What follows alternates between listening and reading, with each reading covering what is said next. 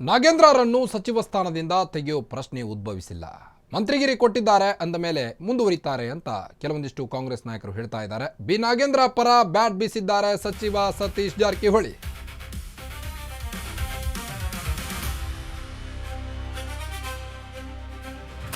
ಒಂದು ಕಡೆ ಆರ್ ಅಶೋಕ್ ಅವರು ಹೇಗೆ ನೀವು ಬಿ ನಾಗೇಂದ್ರ ಅವರಿಗೆ ಸಚಿವ ಸ್ಥಾನ ನೀಡಿದ್ರಿ, ಅಧಿವೇಶನ ನಡೆಯೋಕೆ ನಾವು ಬಿಡೋದಿಲ್ಲ ಅಂತ ಪಣ ತೊಟ್ಟು ಕೂತಿದ್ದಾರೆ. ಮತ್ತೊಂದು ಕಡೆ ಈಗ ಬಿ ನಾಗೇಂದ್ರ ಪರ ಬ್ಯಾಟ್ ಬೀಸ್ತಾ ಇದ್ದಾರೆ ಸತೀಶ್ ಜಾರಕಿಹೊಳಿ ಅವರು. SIT ತನಿಖೆ ಮಾಡಿ ಈಗಾಗಲೇ ವರದಿ ಕೊಟ್ಟಿದೆ ಅಲ್ವಾ. ಇಡಿ CBI ಅಧಿಕಾರಿಗಳು ಸಹ ತನಿಖೆಯನ್ನ ಮುಂದುವರಿಸಿದ್ದಾರೆ. ಸರ್ಕಾರಕ್ಕೆ ಆ ಹಣ ವಾಪಸ್ ಬಂದಿದೆ. ಹಾಗಿದ್ಮೇಲೆ ಬಿ ನಾಗೇಂದ್ರ ಅವರು ರಾಜೀನಾಮೆಯನ್ನು ಯಾಕೆ ಕೊಡಬೇಕು? ನಿಯಮ ಉಲ್ಲಂಘನೆ ಮಾಡಿ ದೆಹಲಿಗೆ ಹೋಗಿದ್ದು ಗೊತ್ತಿಲ್ಲ, ಈ ಬಗ್ಗೆ ನನಗೆ ಗಮನಕ್ಕೆ ಬಂದಿಲ್ಲ, ಕೋರ್ಟ್ ಅವಕಾಶ ಕೊಟ್ಟಿದೆ ಅಂತ ನಾಗೇಂದ್ರ ಹೇಳಿದ್ದಾರೆ. ಒಂದು ಕಡೆ ಸದನದಲ್ಲಿ ಈ ಬಗ್ಗೆ ನೋಡೋಣ ಅಂತ PWD ಸಚಿವ ಹೇಳಿದ್ದಾರೆ. ನಾಗೇಂದ್ರರನ್ನ ಸಚಿವ ಸ್ಥಾನದಿಂದ ತೆಗೆಯುವ ಪ್ರಶ್ನೆಯೇ ಉದ್ಭವಿಸಲ್ಲ. ಮಂತ್ರಿಗಿರಿ ಕೊಟ್ಟಿದ್ದಾರೆ ಅಂದ ಮೇಲೆ ಮುಂದುವರಿಯುತ್ತಾರೆ. ಯಾವುದೇ ಕಾರಣಕ್ಕೂ ಅವರು ರಾಜೀನಾಮೆ ನೀಡೋ ಹಾಗಿಲ್ಲ. ಬಿ ನಾಗೇಂದ್ರ ಪರ ಬ್ಯಾಟ್ ಬೀಸಿದ್ದಾರೀಗ ಸಚಿವ ಸತೀಶ್ ಜಾರಕಿಹೊಳಿ. ಒಂದು ಕಡೆ ಬಿ ನಾಗೇಂದ್ರ ವಿಪಕ್ಷಗಳಿಗೆ ಆಹಾರ ಆಗ್ತಾ ಇದ್ರೆ, ಮತ್ತೊಂದು ಕಡೆ ಈಗ ಸತೀಶ್ ಜಾರಕಿಹೊಳಿ ಅವರು ಅವರ ಪರವಾಗಿ ಬ್ಯಾಟ್ ಬೀಸ್ತಿದ್ದಾರೆ. ಈಗಾಗಲೇ ಅವರು ಮಾಡಿದಂತಹ ಹಗರಣದ ಹಣವೆಲ್ಲ ವಾಪಸ್ ಬಂದಿದೆ. ಇಡಿ CBI ಅಧಿಕಾರಿಗಳು ಸಹ ತನಿಖೆಯನ್ನು ನಡೆಸ್ತಾ ಇದ್ದಾರೆ. ಸರ್ಕಾರಕ್ಕೆ ಆ ಹಣ ವಾಪಸ್ ಆಗಿದೆ. ಹಾಗಿದ್ಮೇಲೆ ಯಾಕೆ ರಾಜೀನಾಮೆ ಕೊಡಬೇಕು ನಾಗೇಂದ್ರ ಅವರು? ನಿಯಮ ಉಲ್ಲಂಘನೆ ಮಾಡಿ ದೆಹಲಿಗೆ ಹೋಗಿದ್ದು ನನಗೆ ಗೊತ್ತಿಲ್ಲ, ಕೋರ್ಟ್ ಅವಕಾಶ ಕೊಟ್ಟಿದೆ ಅಂತ ನಾಗೇಂದ್ರ ಹೇಳಿದ್ದಾರೆ. ಸದನದಲ್ಲಿ ಆ ಬಗ್ಗೆ ನೋಡೋಣ ಅಂತ PWD ಸಚಿವ ಸತೀಶ್ ಜಾರಕಿಹೊಳಿ ಅವರು ಹೇಳ್ತಾ ಇದ್ದಾರೆ. ಈಗ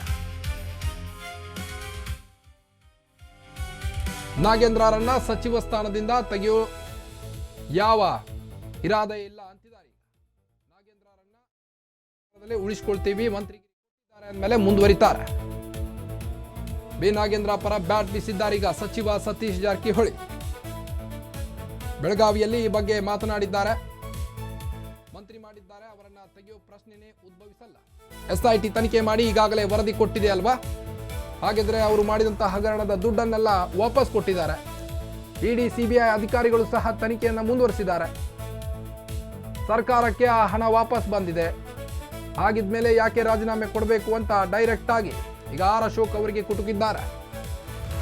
ಒಂದು ಕಡೆ ಆರ್ ಅಶೋಕ್ ಅವರು ಅದು ಹೇಗೆ ನೀವು ಬಿ ನಾಗೇಂದ್ರಗೆ ಸಚಿವ ಸ್ಥಾನವನ್ನು ಕೊಟ್ರಿ, ಮಹರ್ಷಿ ವಾಲ್ಮೀಕಿ ನಿಗಮದ ಒಂದು ಈ ಪ್ರಕರಣಕ್ಕೆ ಸಂಬಂಧಪಟ್ಟಂತೆ ಕೋರ್ಟಲ್ಲಿ ಕೇಸ್ ನಡೀತಾ ಇದೆ, ಅಷ್ಟೆಲ್ಲ ಆರೋಪಿ ಸ್ಥಾನದಲ್ಲಿದ್ದರೂ ಸಹಿತ ಅವರಿಗೆ ನೀವು ಸಚಿವ ಸ್ಥಾನವನ್ನು ಹೇಗೆ ನೀಡಿದ್ರಿ? ಈ ಸದನವನ್ನು ನಾವು ಸುಸೂತ್ರವಾಗಿ ನಡೆಯೋಕೆ ಬಿಡೋದಿಲ್ಲ ಅಂತ ಒಂದು ಕಡೆ ಆರ್ ಅಶೋಕ್ ಕಿಡಿಕಾರ್ತಾ ಇದ್ರೆ, ಇತ್ತ ಸತೀಶ್ ಜಾರಕಿಹೊಳಿ ಅವರು ಬ್ಯಾಟ್ ಬೀಸ್ತಾ ಇದ್ದಾರೆ. ಈಗ ಮಂತ್ರಿ ಅಂತ ಮಾಡಿದ್ದಾರೆ, ಅವರು ಮಂತ್ರಿ ಆಗಿದ್ದಾರೆ. ಸೊ ಅದನ್ನು ತೆಗೆಯುವಂಥ ಪ್ರಶ್ನೆಗೆ ಉದ್ಭವಿಸೋದಿಲ್ಲ.